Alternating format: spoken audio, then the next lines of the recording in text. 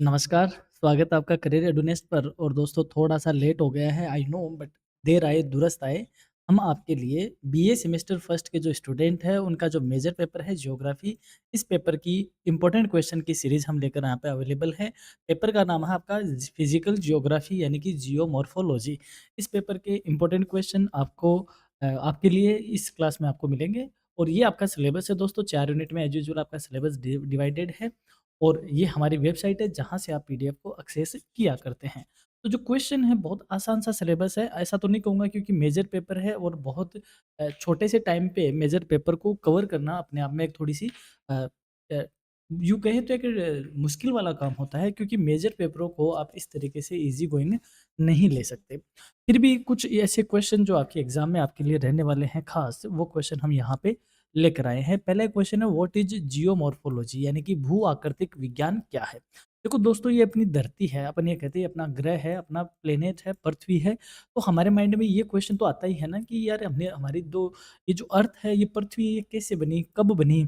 शुरुआत में यहाँ पे क्या था? आज ये जो पहाड़ है, ये पहाड़ कैसे बने होंगे? समुद्र कैसे बने होंगे? ये आकृतियाँ ये कैसे बनी होगी? तो इन सारी चीज़ों को जिस नॉलेज ऑफ ब्रांच में स्टडी किया जाता है, उस नॉलेज ऑफ ब्रांच को जियोमॉर्फोलॉजी कहा जाता है, यानी कि भू आकृतिक विज्ञान। Geomorphology is a branch of physical geography that studies the origin, evolution and distribution of landforms and the internal and external process responsible for shaping the earth's surface. यानी कि भू आकृतिक विज्ञान भौतिक भूगोल की वह शाखा है जो कि स्थूल रूपों की उत्पत्ति, उसके विकास और उनके वितरण या पृथ्वी की सतह को आकार देने वाली जो आंतरिक और बाहरी संरचनाएं और प्रक्रियाएं हैं, उनका अध्ययन करती है। यानी कि हमारे जो पृथ्वी का सरफेस है या जो भी इसमें जो आकृति इनकी बनती है, तो इनको हम जिस ज्योग्राफी की जिस स्टडी या जो सॉरी जिस ब्रांच में इसको स्टडी करते हैं, उसे हम जियोमॉर्फोलॉजी कहते हैं। Explain the scope of geomorphology यानी कि भू आकृतिक विज्ञान के क्षेत्र की व्याख्या करो, यानी कि इसमें हम क्या क्या स्टडी करते हैं। द स्कोप ऑफ जियोमॉर्फोलॉजी, यहाँ पे मैं एक बात बता दूँ, हालाँकि ये क्वेश्चन होगा या नहीं होगा, बट यहाँ पे ध्यान रखिएगा, जो मॉडर्न जियोमॉर्फोलॉजी है, यानी कि यूँ कहे जियोमॉर्फोलॉजी के फादर के तौर पे कंसीडर किया जाता है जॉन वेस्ले पाउल को। यानी कि जॉन वेस्ले पाउल, ये वेंसले पाउल, अभी देखो पेन पैड मेरे पास है नहीं इस टाइम पे, थोड़ा लिखा नहीं जा रहा। ख़ैर, जॉन वेस्ले पाउल को फादर ऑफ जियोमॉर्फोलॉजी कंसीडर किया जाता है, तो इसको भी आप ज़रूर ध्यान रखना। फादर भी कह सकते हो या इसका फाउंडर कह सकते हो।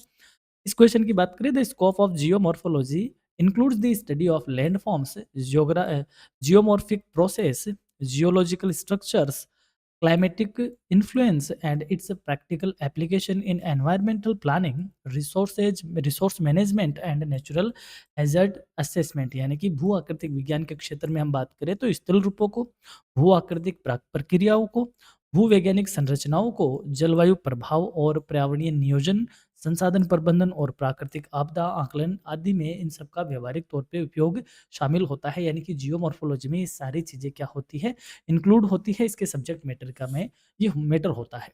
अब अगला क्वेश्चन है, what is geological time scale, यानी भूवैज्ञानिक सारणी, समय मापिनी या समय सारिणी क्या है? इसको इस तरीके से समझो कि जैसे हम ये बोलते हैं ना कि अ, वो जुरासिक वर्ल्ड था, ये वो वाला वर्ल्ड है, प्री पैलियो टाइम हो गया। तो जो समय है, धरती का जो टाइम है, इस धरती के विकास को अलग-अलग खंडों में बाँटना, अलग-अलग एराज़ में अलग-अलग दौरों में डिवाइड करना क्या कहा जाता है? जियोलॉजिकल टाइम स्केल कहा जाता है। The geological time scale is a system that divides the history of the earth into eras, periods and epochs based on major geological events and the evolution of the life forms. यानी कि भूवैज्ञानिक समय मापिनी वह प्रणाली है जो पृथ्वी के इतिहास को प्रमुख भूवैज्ञानिक घटनाओं में और जीवन के विकास के आधार पर युगों, अवधियों और कालखंडों में विभाजित करती है। तो इस तरीके से इस पीडीएफ में आपको बहुत सारे क्वेश्चन ऐसे मिलेंगे। जैसे एक ही क्वेश्चन है, describe the interior structure of the अर्थ, यानी कि पृथ्वी की आंतरिक संरचना का वर्णन कीजिए। The interior structure of the earth consist of three main layers, namely crust, mantle, and core, which differ in composition, temperature, density, and physical characteristics। पृथ्वी की जो आंतरिक संरचना है वो मुख्य रूप से 3 परतों पे डिवाइड होती है। ऊपरी ऊपर जो होती है उसको भूप्रपट्टी कहते हैं, बाद वाले को मेंटल और बाद वाले को कोर कहते हैं। ये संगठन में, तापमान में, घनत्व में या भौतिक विशेषताओं में क्या होती है? अलग-अलग होती है। What are rocks? शेल क्या है? Rocks are naturally occurring solid masses composed of one or more minerals that form the basic material of the earth's crust and play an important role in landform development. Shale या जिसे हम चट्टान भी कहते हैं, shell एक या अधिक खनिजों से बने प्राकृतिक ठोस पिंड होते हैं जो कि पृथ्वी की भूप्रकृति का मूल पदार्थ बनाते हैं और स्थल रूप निर्माण में महत्वपूर्ण भूमिका भी निभाते हैं। ये क्वेश्चन अच्छा है। Name the main types of rocks, यानी कि शेलों के मुख्य प्रकार बताइए। Rocks are classified into three main types, namely ingenious, sedimentary and metamorphic on the basis of their origin, mode of formation and physical properties. इन चट्टानों या शेलों को उनकी उत्पत्ति, उनके निर्माण होने के तरीके और उनके भौतिक गुणों के आधार पर तीन भागों में वर्गीकृत किया जाता है। एक होती है आग्नेय चट्टान, एक होती है अवसादी चट्टान और एक होती है कायांतरित चट्टान। ये तीन प्रमुख तौर पे हम शेलों को या रॉक को या चट्टानों को क्या करते हैं, डिवाइड करते हैं। तो इस तरीके से जितने भी इसमें क्वेश्चन है पीडीएफ में, what is big bang theory क्या है, what is continental drift theory, महाद्वीपीय विस्थापन सिद्धांत क्या है, पेंजिया क्या है, पेंथालासा क्या है, टेक्टोनिक थ्योरी क्या है, इस तरीके के जितने भी क्वेश्चन है, प्लस साथ में जो सेकंड जो आपका बी सेक्शन है जहाँ पर आप बड़े क्वेश्चन देखते हो, ये रहा सेक्शन बी जिसमें बड़ा क्वेश्चन है कि discuss the nature and scope of geomorphology.